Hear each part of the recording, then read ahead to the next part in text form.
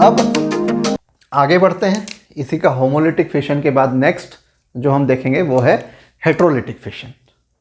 तो friends continue करते हैं चैप्टर 1 बॉन्ड क्लीवेज को और इसका पार्ट बी देखते हैं। जो फर्स्ट हमने देखा था ए होमोलिटिक फिशन, अभी हम इसका पार्ट बी देखेंगे और वो हम देखेंगे heterolytic fission.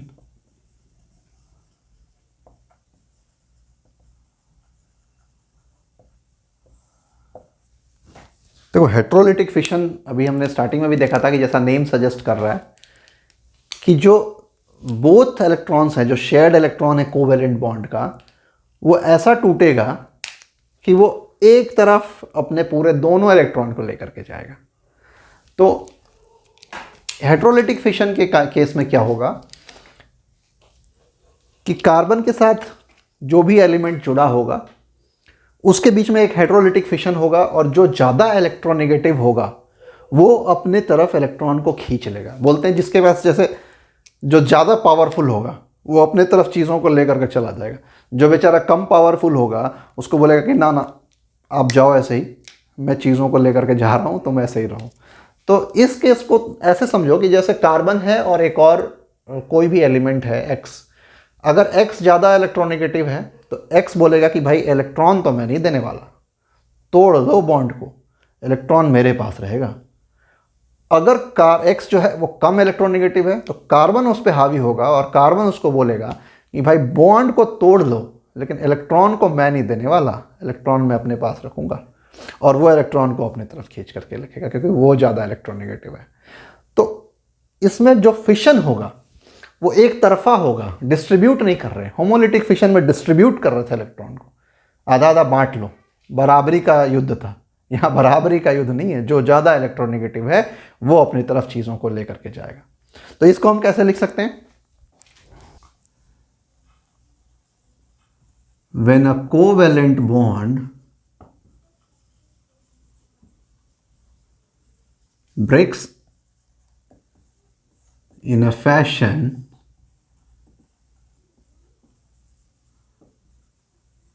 such that both the shared electron are transferred to the more electronegative atom. दोनों इलेक्ट्रॉन जो ज़्यादा इलेक्ट्रोनेगेटिव एटम है उसकी तरफ चला जाएगा। तो जैसे यदि मैं कहूँ CH3 और X, इसमें यदि X जो है वो ज़्यादा इलेक्ट्रोनेगेटिव है, यहाँ मैं लिखूँगा X इज़ मोर इलेक्ट्रोनेगेटिव। अगर X ज़्यादा इलेक्ट्रोनेगेटिव है तो ये बॉन्डिंग इलेक्ट्रॉन्स के जो दोनों इलेक्ट्रॉन हैं ये X की तरफ चले जाएंगे। These two electrons are attracted towards X। तो ये जो फिशन होगा वो कैसा होगा? ये बेचारा CH3 जो है अब इसके ऊपर एक पॉजिटिव चार्ज हो जाएगा, इसने अपनी इलेक्ट्रॉन को इसको दे दिया और प्लस X माइनस, X के पास एक लोन पेयर ऑफ इलेक्ट्रॉन आ गया और ये एक नेगेटिव चार्ज लेकर के चला गया ऊपर। दूसरा केस में क्या मैं कह रहा हूँ कि दूसरा मेरे पास एक केस है जिसमें CH3 जो है ये एक बॉन्ड बनाया है X के साथ और here CH3 is more electronegative या X इज लेस इलेक्ट्रोनेगेटिव। तो ये पूरा बॉन्ड के जो दोनों इलेक्ट्रॉन्स हैं, दोनों पेयर ऑफ इलेक्ट्रॉन, वो उठा करके ले लेगा हमारा CH3। तो ये यहाँ से टूटा और यहाँ आ गया। तो भैया ये बोलेगा कि मेरे पास CH3 के अलावा एक लोन पेयर ऑफ इलेक्ट्रॉन है, यानी एक नेगेटिव चार्ज है, और X जो है तुम जाओ, तुम्हारे पास एक पॉजिटिव चार्ज आ गया क्योंकि तुम्हारा जो इलेक्ट्रॉन का था शेयरिंग वो तो मैं ले लिया हूँ भाई, तो तुम इलेक्ट्रॉन डेफिशिएंट बन गए हो। तो इस केस में देखो हेट्रोलिटिक फिशन के केस में when x is more electronegative, x तो अपनी तरफ इलेक्ट्रॉन लेकर के चला गया, या फिर कहूंगा कि electron is attracted towards the more electronegative atom. तो since x is a more electronegative atom, the shared electron is attracted towards x. So what is left? Left is CH3 with a positive charge. What is this called? This is called carbocation.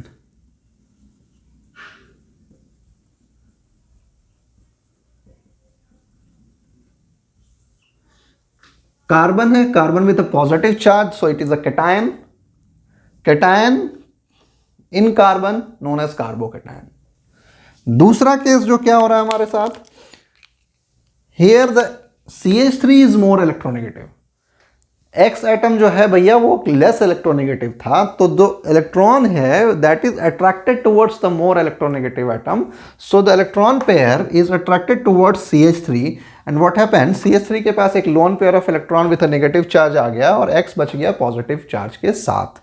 तो ये जो बचा carbon with a negative charge over it and having a loan pair of electron, तो इसको हम कहते हैं carbon ion.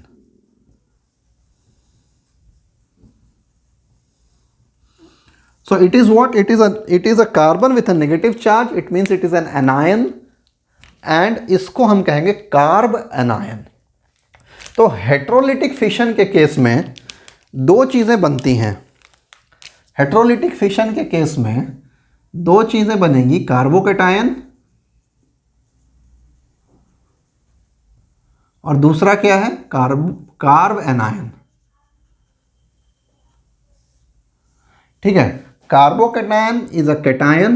It means carbon with a positive charge, and it is an anion. It means carbon with a negative charge.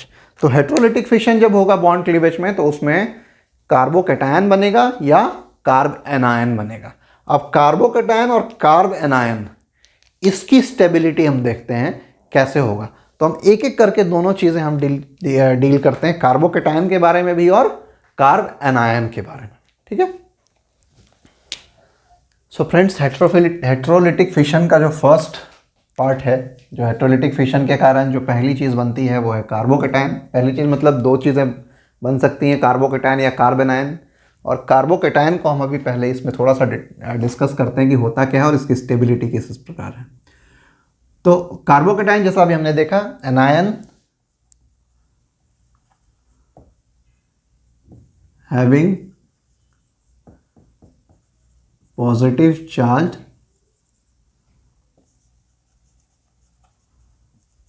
Carbon atom, इसको हम कहते हैं carbocation. तो कार्बोकैटायन के केस में पॉजिटिवली चार्ज होगा और इसकी स्टेबिलिटी जो होगी, स्टेबिलिटी पहले देख लेते हैं. पहले इन तीनों में देखते हैं कि यदि मेरे पास मिथाइल है, 1 डिग्री है, 2 डिग्री है, 3 डिग्री है, मतलब ये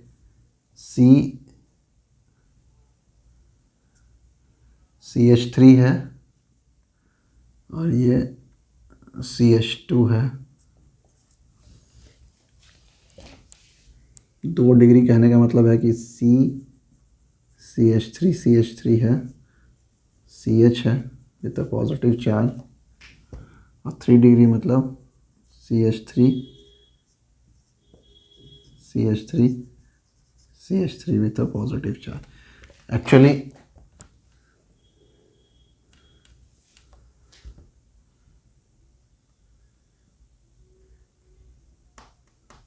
एक, दो, तीन, ठीक है. तो यदि मैं इन तीनों की बात पहले कर लूं, मिथाइल 1 डिग्री, 2 डिग्री और 3 डिग्री के बारे में,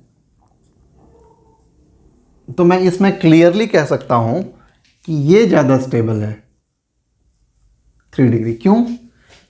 क्योंकि अभी हम आगे वाले चैप्टर में पढ़ेंगे फिर इंडक्टिव इफेक्ट्स के बारे में. ये इंडक्टिव इफेक्ट के कारण ज़्यादा स्टेबल होता है.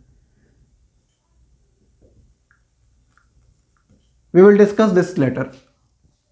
तो इंडक्टिव इफेक्ट के कारण ये मिथाइल ग्रुप जो है वो कुछ पोर्शन इलेक्ट्रॉन का जो है वो उसको दे करके इस पॉजिटिव चार्ज को थोड़ा सा स्टेबलाइज करता है. जैसे अभी हमने जो बहुत ही अच्छा एक एग्जांपल लिया था कि उसके ऊपर जो हैवी लोड हमने उसके सर पे दे दिया है कार्बन के ऊपर। फ्री रेडिकल के केस में कार्बन यहाँ पर भी एक, इसके केस में भी एक लोड ही की तरह है, समझ लो एक पॉजिटिव चार्ज उसके सर पे रख दिया है। तो उस पॉजिटिव चार्ज को स्टेबलाइज जो जितना ज़्यादा करेगा वो उतना ज़्यादा वो चीज़ स्टेबल होगा। तो इस केस में इसको स्टेबलाइज करने के लिए कुछ नहीं है, 3 हाइड्रोजन लगे हैं, इसके पास 2 हाइड्रोजन और 1 कार्बन है, इसके पास 1 हाइड्रोजन और 1 आर ग्रुप है, और इसके ऊपर 3 आर ग्रुप्स हैं 3 डिग्री के केस में। तो वो तीनों आर ग्रुप थोड़ा थोड़ा इंडक्टिव इफेक्ट से इलेक्ट्रॉन दे करके इसको ज़्यादा स्टेबल बनाते हैं। अब हम उसी तरह से बेंजाइल और एलाइल ग्रुप्स की स्टेबिलिटी के बारे में डिस्कस कर लेते हैं। तो जैसे हमने फ्री रेडिकल में देखा था वैसे ही बेंजाइल ग्रुप यदि लगा हुआ है कार्बोकैटायन के केस में, तो देखो वो कितना अच्छा से स्टेबल हो जाएगा।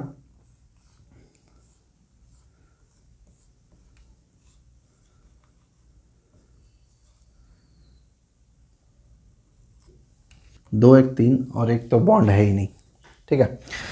तो यहाँ पे पॉजिटिव चार्ज है इसके पास, तो ये पॉजिटिव चार्ज इसके सर पे ना होकर के ये पूरे बेंजीन रिंग में शेयर हो रहा है।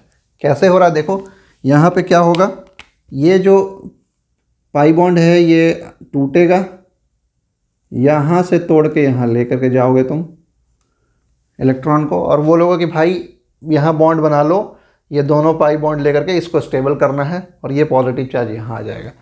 तो रेजोनेटिंग स्ट्रक्चर इसका एक ये बन जाएगा, ये तो था ही CH2, यहाँ पॉजिटिव चार्ज। उसी तरह से ये अब बोलेगा कि भाई लो बॉन्ड यहाँ बना लो,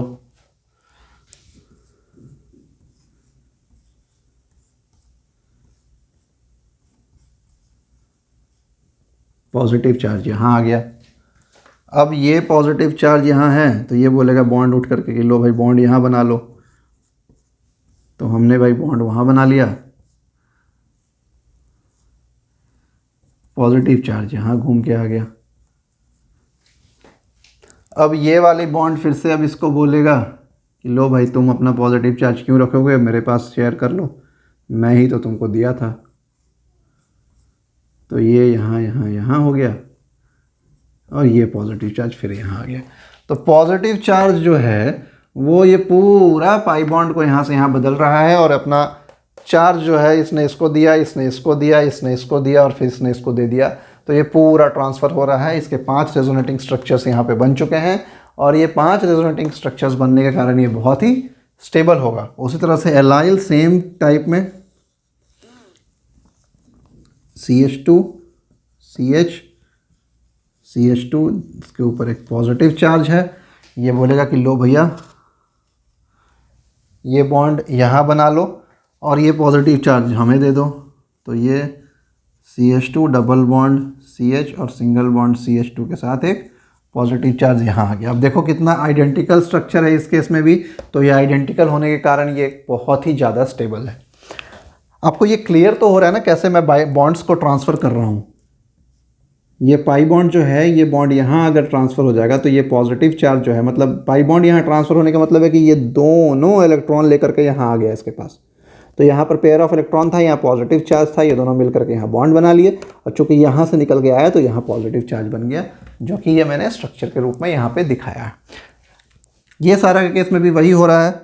ये पूरा दोनों पेयर ऑफ इलेक्ट्रॉन जो है ये इसको दे दिया है, और ये इलेक्ट्रॉन जब यहाँ आ गया पेयर ऑफ इलेक्ट्रॉन, ये इलेक्ट्रॉन डेफिशिएंट थी तो इसने एक बॉन्ड बना लिया, और यहाँ पे चूंकि अब ये इलेक्ट्रॉन डेफिशिएंट हो गया क्योंकि इसको पूरा बॉन्ड यहाँ चला गया, तो ये पॉजिटिव चार्ज यहाँ आ गया।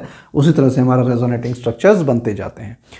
तो इस केस में आप देखो एलाइल और बेंजाइल बहुत ही ज़्यादा स्टेबल होगा।